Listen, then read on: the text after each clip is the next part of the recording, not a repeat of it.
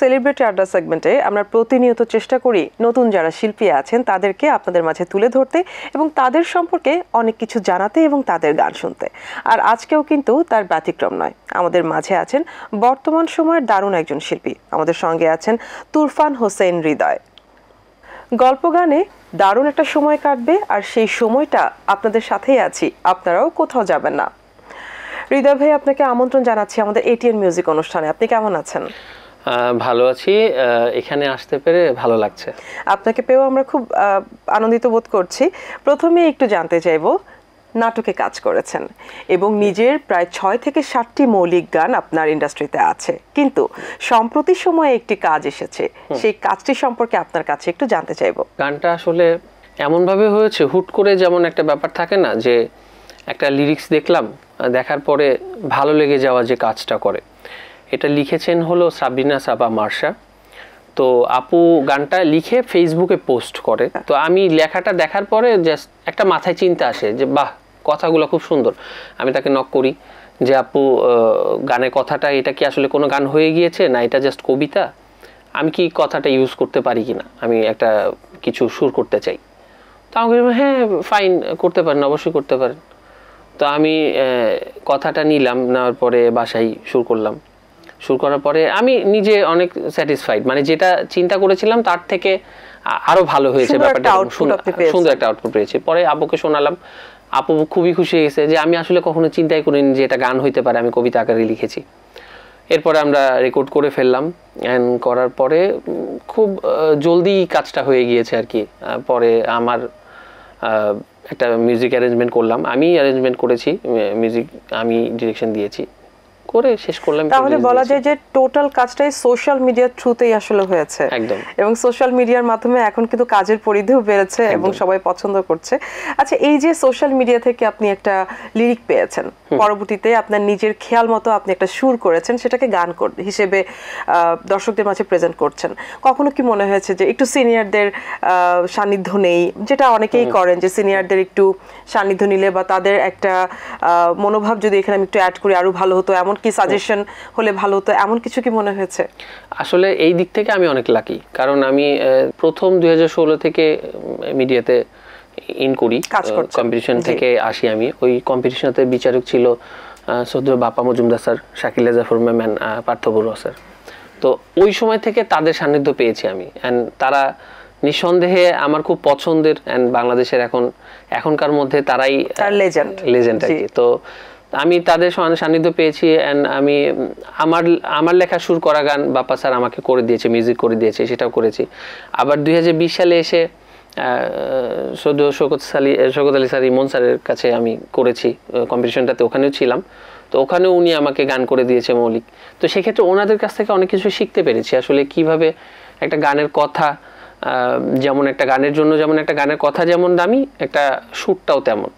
তো এই ব্যাপারগুলো তাদের কাছ থেকে অনেক শিখেছি, যে গানের মান ভালো করার জন্য কতটুকু মিনিংফুল কথা হওয়া উচিত, অ্যান্ড সুরটা কতটুকু জেনে বুঝে করা উচিত, এই ব্যাপারগুলো তাদের কাছ থেকে পেয়েছি। এই জন্য আমি অনেক লাকি তাদের কাছ থেকে এই সান্নিধ্য পাওয়ার জন্য। আমি এই প্রশ্নটা এই জন্যই করেছি যে ইন্ডাস্ট্রিতে খুব অল্প সময় আপনি আছেন এবং আপনি কিন্তু খুব বড় একটা সাহসের পরিচয় দিয়েছেন, কারণ আপনি গানের সুর করেছেন, যেটা আসলে অনেক সাহসের একটা বিষয়। সেই সময়টাতে আসলে সিনিয়রদের একটু সাজেশন নিলে ভালো হয়, যেহেতু আপনি অলরেডি বলেছেন যে আপনি সিনিয়রদের ধারণাটাকে ধারণ করেছেন এবং তাদের কাছ থেকে কাজ শিখেই আপনি এগিয়েছেন এই কাজটি করতে, এবং এখন বর্তমানে আমরা দেখেছি কাজটির বেশ ভালো একটা ফিডব্যাক আপনি পেয়েছেন। বাট আপনি কতটুকু স্যাটিসফাইড?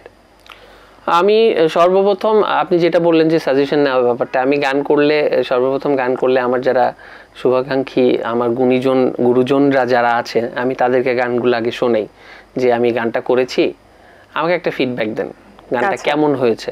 আচ্ছা। তো আমি পজিটিভ পেয়েছি, কারণ এখনকার সময়ে এমন একটা ব্যাপার হয়েছে, মৌলিক গানের পেছনে অনেকেই ছোটে না, সবাই দেখা যাচ্ছে এই তথাকথিত কোনো ভাইরাল সং হচ্ছে বা কোনো গান হচ্ছে, সেটা দিয়ে মিডিয়া ইন্ডাস্ট্রিতে আসতেছে, আর আসার পরে সেটা নিয়েই থাকছে। তো দেখা যাচ্ছে স্টেজ শো যখন করছে, শ্রোতারা কয়জন মৌলিক গান শুনতে যাচ্ছে নতুনদের কাছে? পুরানো যারা আর্টিস্ট আছে বা যারা আমাদের সিনিয়র আর্টিস্ট আছে তাদের গানই ঘুরে ফিরে আমরা গাইছি বা রিকোয়েস্টও সেটাই আসছে। তো এখন আসলে মৌলিক গানগুলো কেউ করতে চাচ্ছে না বা করে না, আবার করতে চাইলে কোনো ভালো কণ্ঠ যে কেউ কাজে লাগাবে যে না ঠিক আছে ছেলেটার কণ্ঠ ভালো বা মেয়েটার কণ্ঠ ভালো, একটা মুভিতে বা একটা নাটকে বা ওকে একটা সুযোগ একটা স্লট করে দেওয়া যায়, এই চিন্তাগুলো হয়ে আসে না।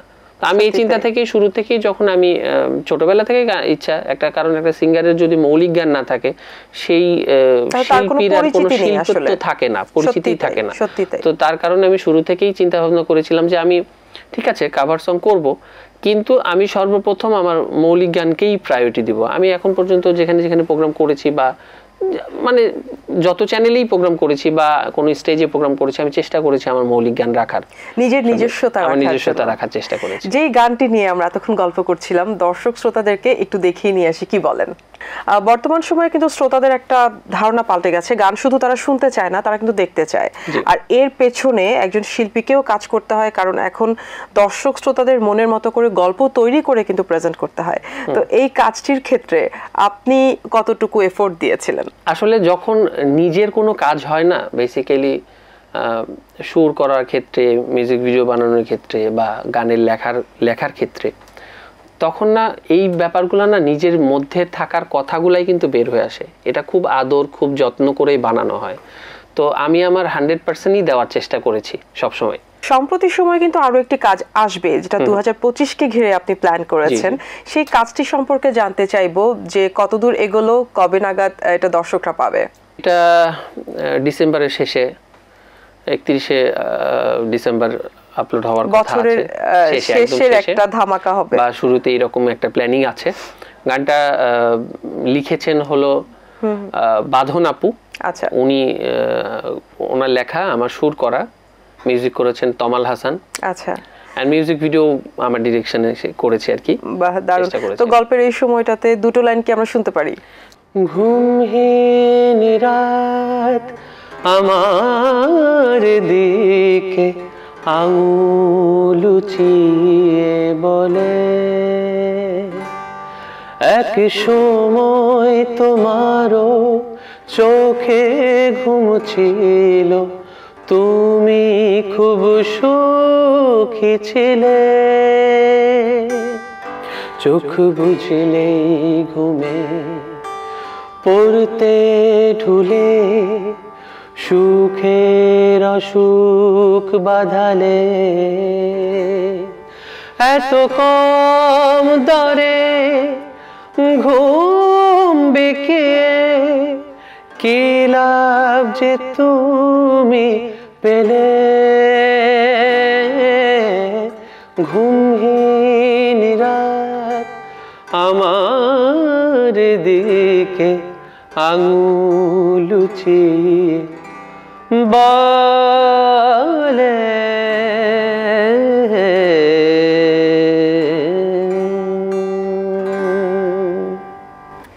দারুণ একটি গান আমরা পেতে যাচ্ছি, যেটা নতুন বছর উপলক্ষে দর্শকদের জন্য উপহার হিসেবে থাকছে, আশা করছি। 2015-তে রিয়েলিটি শোর মাধ্যমে ইন্ডাস্ট্রিতে যাত্রা, পরবর্তীতে আপনি আবারও 2021-এ আরো একটি রিয়েলিটি শোতে যোগদান করেছিলেন।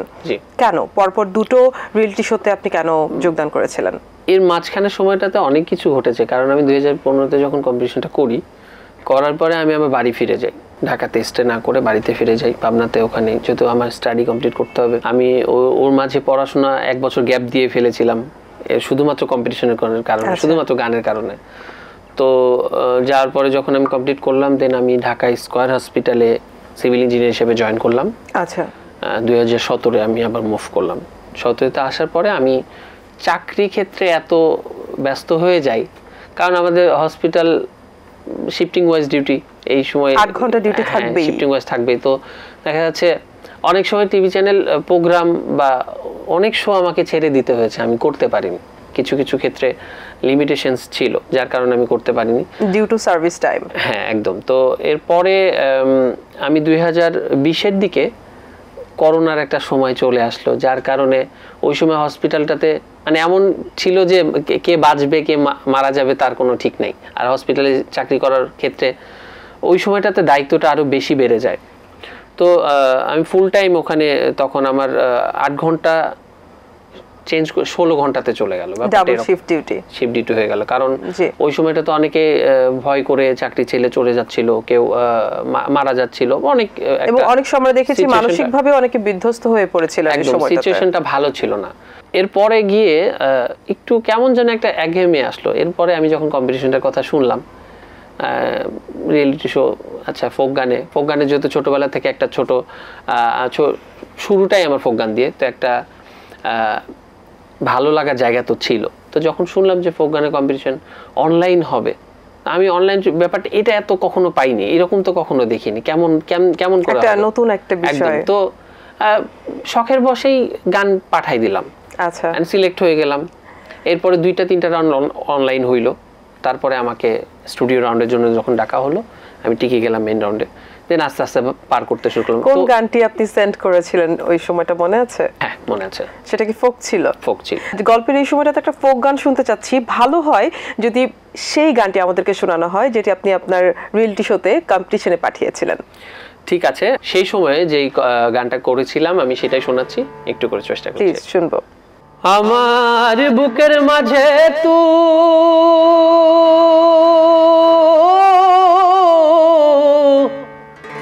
শেরন জ্বলিতেছে আর নেভে না দয়াল, জ্বলিতেছে আর নেভে না দয়াল, গুরু বিনে কেউ জানে না।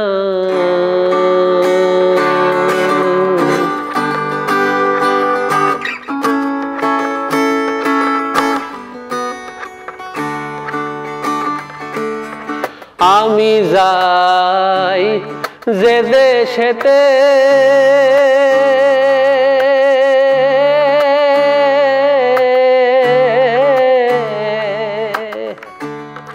দুঃখ যাই মোর সাথে সাথে এড়াইতে আর পারি না।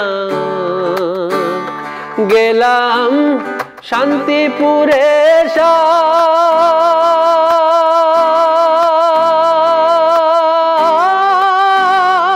শান্তির জন্যে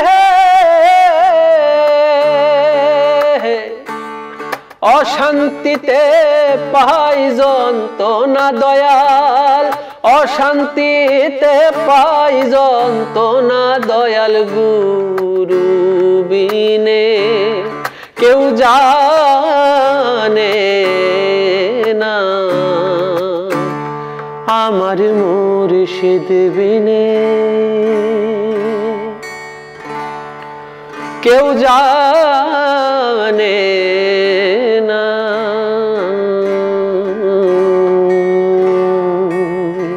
বাহ, দারুণ একটি গান শুনলাম। আমাদের বাংলাদেশ ফোক গানে অনেক সমৃদ্ধ। ছোটবেলা থেকে আপনি ফোক করেছেন, কিন্তু এখন কিন্তু আপনি ক্লাসিক্যালের উপর পড়াশোনা করছেন, জি, ইঞ্জিনিয়ারিং পড়েছেন, তারপরেও মিউজিক নিয়ে পড়ছেন কেন? কম্পিটিশনটা যখন করি, আমি নেক্সট কম্পিটিশনটা যখন করি 2020 সালে, ওই সময়টাতে আমাকে কম্পিটিশনের জন্য চাকরি ছেড়ে দিতে হয়। আমি সেই ডিসিশনটা নেই। এটা কিন্তু অনেক দুঃসাহস একটা বলা যেতে পারে নিঃসন্দেহে। আমাকে অনেকে বলেছে, তবে আমার বাবা মা আমাকে অনেক সাপোর্ট করেছে। আমার বাবা মা বলেছে আচ্ছা ঠিক আছে, তোমার এটা ভালো লাগে, তুমি এটা করতে চাও, ঠিক আছে করো। আমি ওই সময়টাতে আমি চাকরি ছেড়ে দিই, দেন ওখান থেকে কম্পিটিশনটাতে বের হই। পরে চিন্তা করলাম যে আবার চাকরিতে ইন করব, আবারও সেই লাইফ। আমি তখন ডিসিশন নিলাম যে আচ্ছা ঠিক আছে, আমি চাকরিতে না ঢুকি, কি করা যেতে পারে, আমি মিউজিক নিয়ে একটু পড়াশোনা শুরু করি। ইচ্ছা ছিল, যেহেতু ছোটবেলা থেকে মিউজিক নিয়ে পড়ার ইচ্ছা ছিল, কিন্তু হয় না, বাবা মার চিন্তা থাকে, মিউজিক নিয়ে পড়াশোনা করতে, সামাজিক পারিপার্শ্বিক একটা চাপ থাকে, প্রেসার থাকে। তো ওই সময়তে তো আমি তখন বাবা মাকে বললাম যে ঠিক আছে, তোমাদের কথা শুনেছি, চাকরিও করেছি, যা যা বলেছো করেছি, এখন আমি একটু মিউজিক নিয়ে পড়তে চাই। তো বাবা বলল আচ্ছা ঠিক আছে, পড়তে চাই পড়ো। আমি তখন, যেহেতু আমার একটা লং গ্যাপ ছিল, যে কোনো ভালো ইউনিভার্সিটি অনুযায়ী যেহেতু আমার অন্য সাবজেক্ট নিয়ে পড়াটাও একটু টাফ ছিল, তো আমি মিউজিক নিয়ে পড়ার ইচ্ছাও ছিল, ওই সুযোগটা কাজে লাগিয়ে আমি ভর্তি হয়ে যাই। ইয়োডাতে আমি মিউজিক নিয়ে অনার্স। যেখানে বর্তমানে বাংলাদেশের সবাই ফোক গানে মাতাচ্ছেন বা মেতে চলেছেন, সেখানে আপনি ক্লাসিক নিয়ে পড়ছেন বা ফোক থেকে সরে এসে আধুনিক করছেন, একটু মেলোডিয়াস গান করছেন, ফোকে কেন ফোকাস করেননি? আসলে ফোক গানটা তো আমাদের রক্তেই আছে না, আমি জন্মগতভাবেই ফোক গান পেয়ে গেছি। তো আপনি যখনই আপনি যদি ইংরেজি শিখতে যান বা অঙ্ক করতে যান, আপনাকে কিন্তু ম্যাথ করতে গেলে আপনাকে সূত্র জানতে হবে, বেসিক জানতে হবে, আপনাকে বেসিক জানতেই হবে। যদি ফোক গান করেন বা দুনিয়া যে কোনো গানই করেন, আপনাকে অবশ্যই বেসিক জানতে হবে। সেই চিন্তা থেকেই আমার আমার প্রথম ওস্তাদ শঙ্কর বিশ্বাস, উনি আমাকে ক্লাসিক্যাল শেখানো শুরু করেন। অ্যান্ড আমার যিনি ভোকাল ট্রেনিং করতো শ্রী প্রলয় চাকি, উনি তখন বলে যে দেখো তুমি ফোক গান করবা ঠিক আছে, কিন্তু তুমি সারা জীবন ফোক গান নিয়ে সার্ভাইভ করতে পারবে না। তোমাকে অবশ্যই যদি বেসিক সব ধরনের গান করতে পারো, তাহলে তোমাকে অবশ্যই ক্লাসিক্যাল শিখতে হবে, তাহলে তুমি আরও এই ব্যাপারগুলো নিয়ে ভালো করে বুঝে শিখে বুঝে যে করার ব্যাপারটা থাকে সেটা থাকবে। তখন থেকে ডিসিশন নিয়ে যে ঠিক আছে আমার ক্লাসিক্যাল শেখার দরকার। পাবনাতে যখন থেকেছি তখন থেকে ওস্তাদজির কাছ থেকে তালিম নেওয়া শুরু করেছি। ঢাকাতে আসার পরে ফেরদৌসারা ম্যামের কাছে আমি নজরুলের তালিম নিয়েছি দীর্ঘ সময় ধরে। তাহলে নিজেকে ভার্সেটাইল শিল্পী হিসেবে গড়ে তোলার জন্য যা যা করার প্রয়োজন সবগুলোতেই আপনি চেষ্টা করছেন। বাহ, দারুণ দারুণ। মনে হয় ক্যারিয়ারের এই সময়টাতে একদম শুরু এখন চলছে আপনার, প্রায় এই শুরুর সময়টা কি মনে হয় যে জবটা ছেড়ে ভুল করেছেন বা কিছু, বা নিজের ইচ্ছেটাকে প্রায়োরিটি দেওয়া হয়তো বা ঠিক হয়নি? দেখেন, যারা বেসিক্যালি প্রকৃত শিল্পী বা শিল্পী মনের যারা, তাদের জীবন না কখনোই না সোজা লাইনে যাবে না, ধরা বাঁধা থাকবে না, যাবে না। আপনি কখনোই চাইলেই আপনি বলবেন যে আমি হয়তো আপনাকে বলবো যে আমি ভালো আছি, কিন্তু আসলেই কি তাই? আপনি আমাকে বলবেন ভালো আছি, আলহামদুলিল্লাহ ভালো আছি, কিন্তু আসলেই কি তাই? শিল্পীদের ব্যাপারটা হয় কি, আমার শিল্পীর মনে যদি কষ্ট না থাকে বা তাদের পথগুলো যদি খুব সোজাভাবেই তারা পেয়ে যায়, তাহলে না ওই কণ্ঠের মধ্যে যে দরদটা, ফোক গানের ব্যাপারটা বা গানের মধ্যে যেই তৃষ্ণাটা, সেই তৃষ্ণাটা থাকবে না। তো শিল্পীদের জীবনই এরকম। আমি একটা সময় মনে হয়েছে আমার যে আসলে কি, মানে অনেকেই বলাবলি করছে যে কেন চাকরি ছাড়লা, এখন কি করছো, এটা অনেকেই বলেছে। কারণ স্কয়ার হসপিটাল থেকে চাকরি ছেড়ে দেওয়া মানে একটা বিষয়, অনেক কিছু। তো আমাকে মানে বলাবলির কারণে একটা সময় মনে হচ্ছে যে আচ্ছা আমি কি আসলে ভুল করলাম চাকরি ছেড়ে। পরে চিন্তা করলাম যে আচ্ছা আমি যেটা করে ফেলেছি সেটা নিয়ে ভেবে আর লাভ নেই, আমার সামনে কি করতে হবে সেটা চিন্তা করতে হবে।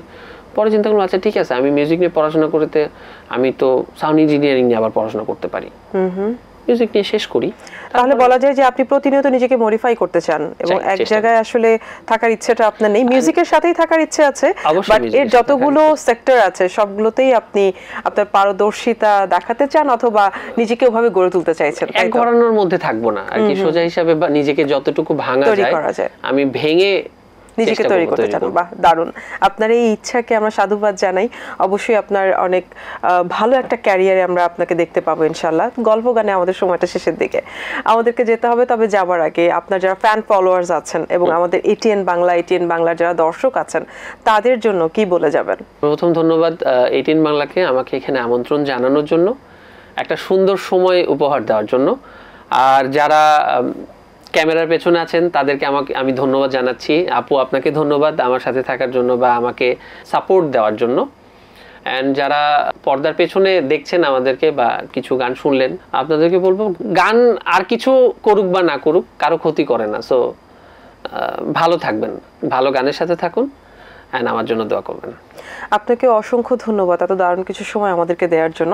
আমি আমার দর্শকদের কাছ থেকে বিদায় নিব, আমাদের সময় শেষ, তবে আয়োজন শেষ করব আপনার গান শুনে।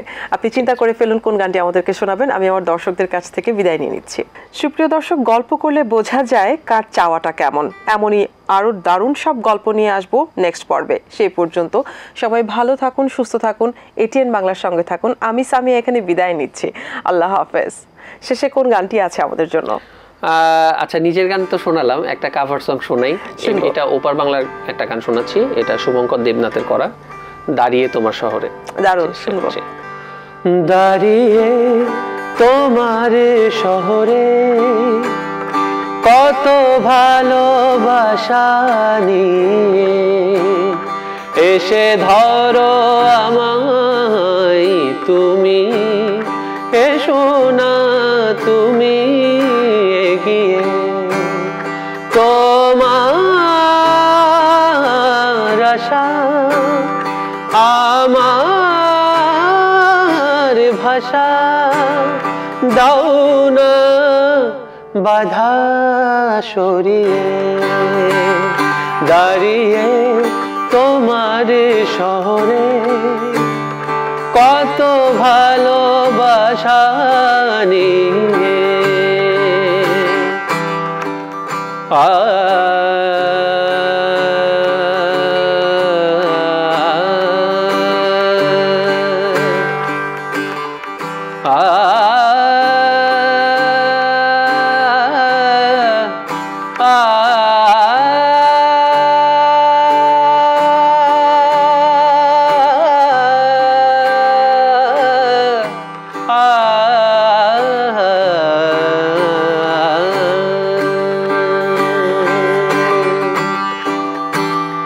খুঁজেছি জোনাকি আলোকে, খুঁজেছি আমি তোমাকে, ভাসিয়ে তোমায় আমি সাজাবো অনেক দামি, না বলা কথা মনে রাখা, জানাবো তোমায় কি করে, দাঁড়িয়ে তোমার শহরে কত ভালোবাসা নিয়ে। এসে ধরো আমায় তুমি, এসো না